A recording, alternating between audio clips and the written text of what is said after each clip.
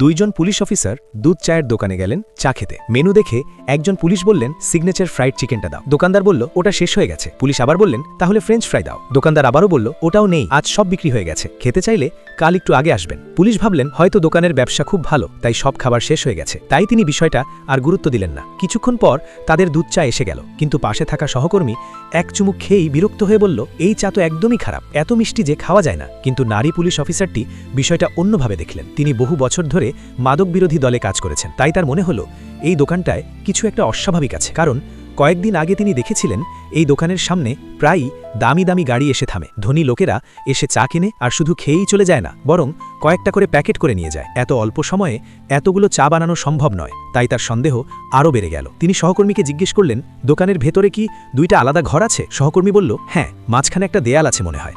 এরপর নারী পুলিশ বুঝতে পারলেন এই দোকানটি হয়তো মাদক বিক্রির আড়াল, কিন্তু সঙ্গে সঙ্গে অভিযান চালালে অপরাধীরা পালিয়ে যেতে পারে। তাই তিনি গোপনে তদন্ত শুরু করলেন। তিনি এলাকার কয়েকজন অভিজ্ঞ খালার সাহায্য নিলেন। তারা আশেপাশের বিল্ডিংগুলো খুঁটিয়ে খুঁটিয়ে খোঁজ করতে লাগলেন। অবশেষে তারা সন্দেহজনক একটি ফ্ল্যাট খুঁজে পেলেন। সেটা ছিল ৫ নম্বর বিল্ডিংয়ের ৭০১ নম্বর ফ্ল্যাট। একজন খালা বললেন, ওই ফ্ল্যাটের জানালার পর্দা সব সময় একটু ফাঁকা থাকে। তিনি বললেন, আমি যদি ওদের দেখতে পাই তাহলে ওরাও তো আমাকে দেখতে পারে, তাহলে তারা কেন সব সময় পর্দা একটু খোলা রাখে? এই অদ্ভুত বিষয়টাই পুলিশকে আরও নিশ্চিত করল এই ফ্ল্যাটেই হয়তো লুকিয়ে আছে পুরো ঘটনার রহস্য।